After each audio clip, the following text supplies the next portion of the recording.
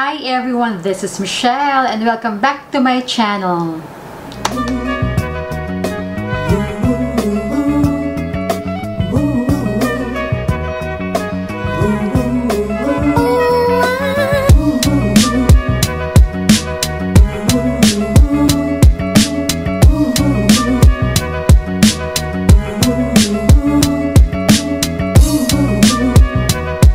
Hi everyone!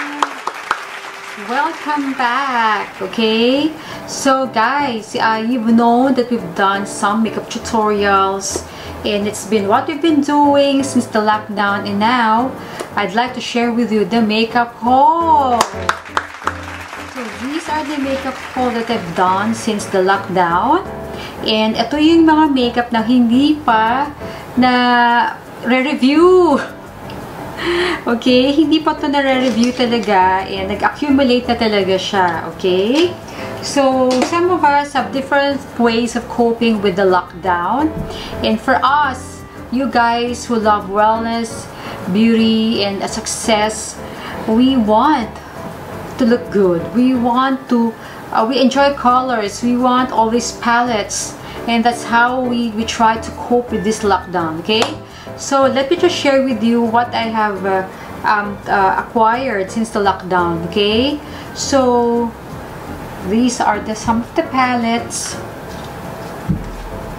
They're basically brand new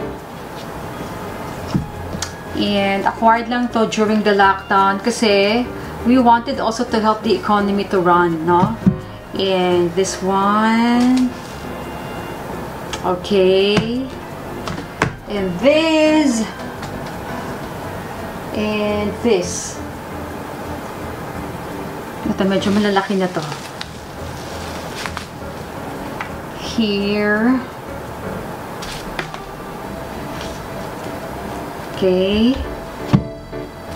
And this one. Alright? So, ito yung tingin ko magagandang palettes, guys. So, I really wanted to share with you. So, you've seen recently yung tutorial about Norvina.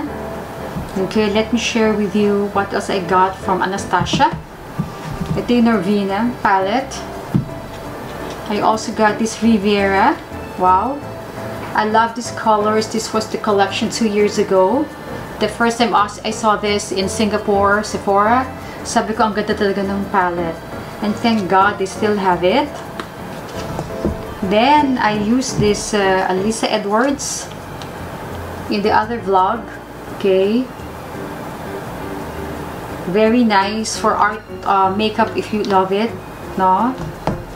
Then they have this modern renaissance. They said that if you love this rose-colored makeup, magentas and everything, ito yung magandang palette sa Norvina. Alright. And Amrezi, this was brand new last summer. Ayan.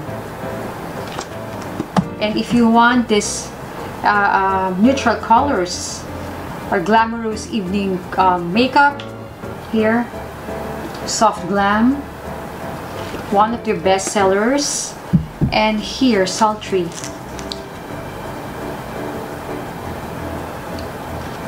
Alright? Okay. So, ano yung next naman na binili ko pa rin? Okay? So, these are not sponsored, guys. Okay? These are all what I bought for myself. Alright?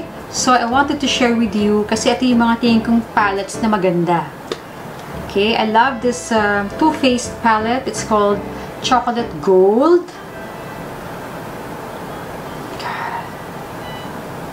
Actually, mabango siya. Meron siyang smell. May chocolate naman talaga. And the palette that broke the internet, it's called Too Faced. There you go.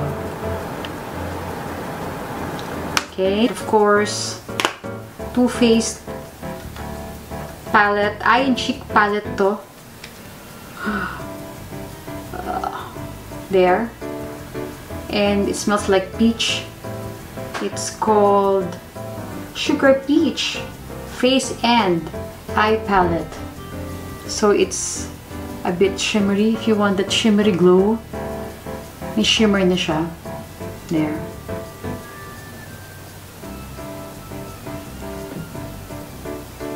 Nice, no? Okay. There. Okay. Then I got this palette from Urban Decay. Their summer collection. I got this from urbandecay.com in the US. And it was shipped to me, remember, last September. May ship it na dumating. I did some live in Instagram. It has also the eye pencils. And the most loved palette of Urban Decay. It's called Born to Run. Here, I love these colors. Super, I think it's complete. And it's sleek and it's small, okay? I haven't tried it. Parang na-try ko lang siya ng konti. There. And of course, Huda. Their Mercury Retrograde. Ginamit ko to ng isang araw. I did some makeup. The greens. And the violets or lilacs. Wow, see. Kasabay ito ng Desert Dusk at I did a tutorial last October. Nagawan ko na ng tutorial yung Desert Dusk, kaya ito wala pa. Ito, lagi ko nakakalimutan to. Nandito lang siya sa drawers. Fenty. I got this last August. Wala na to eh. No? Tapos na yung collection. Moroccan Spice. It reminds me of my supposedly trip to Morocco. Well, that will be for next year. Move to next year.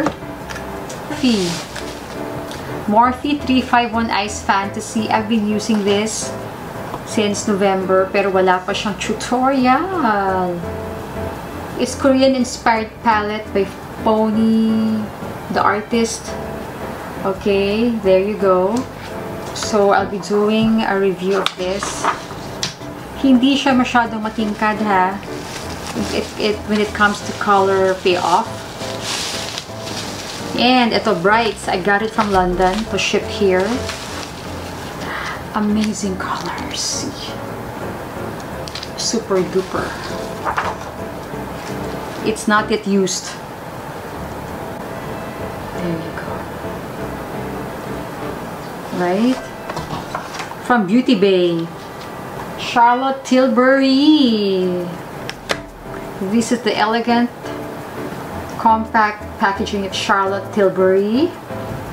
One of my favorite brands. Maliit lang siya, ha? Okay. I've used it last Christmas. This is a Pillow Talk Instant Eye Palette. If you want that gorgeous, pinky, cherry makeup. And I love this too.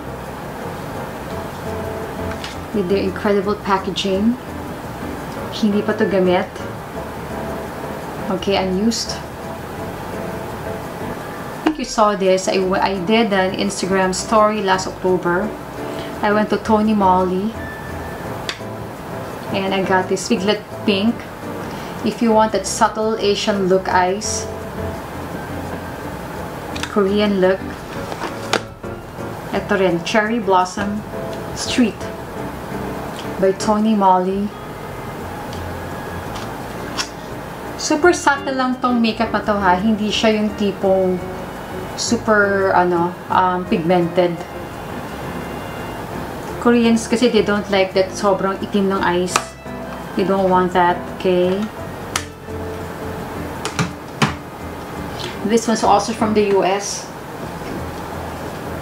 Lovely colors. NYX Modern Dreamer. I got this last May from the US. This one is nice. Such a know-it-all. You have all these colors. Tapos you have this bronzer, and then you have the blush. So as you can see, nakaseal pa siya. Hindi pa rin nabubuksan.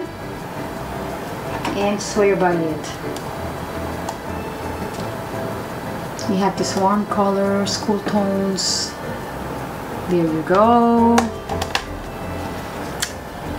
Okay. Then we have the Jeffree Star. Thirsty. Bumalik tong palette niya. This is a pink collection in 2017. I also got the lipstick. I got this in beautylish.com, 30% off. And I got another Jawbreaker palette which I gave to my assistant. She loves to do makeup too. One of the best Jeffree Star palettes that I really love. Meron na akong tutorial na yun. Check below. And ito yung Blood Collection. Oh gosh. Oh my god, when did this arrive? November. You know, Jeffree's package is so nice. Okay.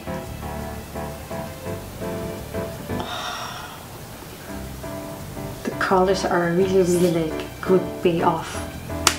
And the packaging. Would you believe this makeup, pareho lang siya ng presyo. Mas mahal pa tong Mercury Retrograde than this one. No? Okay, so Jeffree gives you really good value. These are not free items. I bought this from, I don't know kung jeffreestar.com or beautylish.com. Humabot pa pala. Ito yung una niyang makeup noon. Androgyny, kasabay ng Beauty Killer. Kaya lang yung Beauty Killer, nagawa ko na ng swatching. Warm colors. Okay. Nice. I got so busy na kasi talaga. So many things to do for our business. So, itong mga ginagawa natin na makeup na to talagang wala akong time. Kaya naurong nang naurong itong summer yung mga release na videos. Kaya hindi pa ito nare-review. So, ayan yung packaging niya. So nice, no? There you go. Hindi pa nagagamit. Love the packaging. So ito kasi cardboard. I'm sorry guys, but I think you should really change your packaging. Although naglabas naman na Anastasia no Norvina Pro Collection, which I have a video. Their Norvina 3. Maganda yun. Malaking palette. You've seen it, no? Check out my videos. You've seen it. This one. No, laki. Bloodlust Artistry palette. Wow. Royalty inspired color. I can't wait to do the tutorial for this one. It is so nice. So beautiful. I love the combination of violet and green. Wow. I love this. Okay. Before I forget, kala ko tapos na. Ito pa pala, hindi ko pa nire-review. Laura Mercier. Kaya gusto ko yung palette kasi nila eh, yung ganito. You open it this way. Then there is a mirror inside and the blush. So I bought this in January, but wala pang review guys. Hindi ko pa na-try. All I know is the palette is masyado siyang light colored, Japanese inspired. Ito, the other palette that I haven't used. It's called Parisian Nudes eyeshadow palette. It's very, very classic. It's classy. French people love only natural looking makeup. They don't like the garish, super contoured makeup. Alright. So I got this last year. Way ahead of all of this, no? Mga June. This Anastasia shimmer, okay, highlights. Yeah, you've seen this. Another palette that I love is this Laura Mercier. The reason why I bought this because it's complete with the basic cheek colors. Like you have the pink, the orange, and the beige. Officially, they call those colors as rose glow, pink glow, and nude glow. Diba? Very, very basic to eh. This is what I've been using for all the cheek colors that I've been doing the tutorials, no? So yan, very, very basic yan. I bought this together with this palette. This is called the Full Canvas Eye and Cheek Essential. I did the video in June. So, ganito siya. Gusto ko talaga yung ano niya eh. Yung duo. 2-panel palette. For traveling, kaya gusto ko to. Okay, meron na tong video. Check it out. So I have another palette coming in, the Jeffree Star Morphe collaboration. Wala na siya online. It's coming in. Okay. Bought it in the US. Remember, when naiwan na makeup, yun. Okay. So guys, these are all the palettes that I acquired. Okay. To be shared with all of you, the tutorials. Alright? So, okay. Yan. So, I'm so excited na maumpisa na natin ito little by little kung alin yung susunod. So, guys, ano ang favorite ninyo, ang gusto ninyo among the 26 palettes that I showed to you today? What's your favorite? Ano yung una yung gustong i-tutorial or i-swatch, no? So guys, let me know, and I cannot wait to share it with you kung paano to, kung gano'ng kaganda yung colors niya. Alright? So thank you so much for enjoying this video and for being with me all the time. Thank you, and I'll see you in the next video. Bye!